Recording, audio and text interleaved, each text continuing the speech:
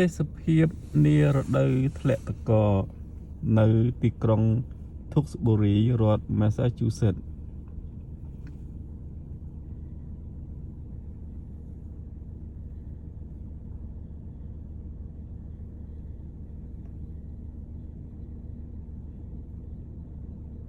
ទោះបីថ្ងៃកំពុងរះមែនប៉ុន្តែ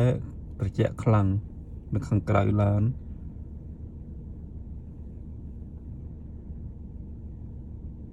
ចេញក្រៅតទៅឲ្យក្រាស់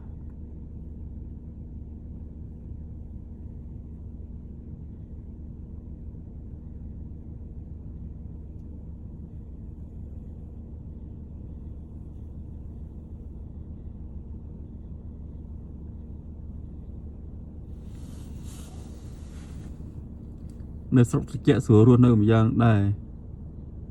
ខ្ញុំចូលចិត្តរស់នៅស្រុកត្រជាក់ស្រុកដែលមានទឹកកកធ្លាក់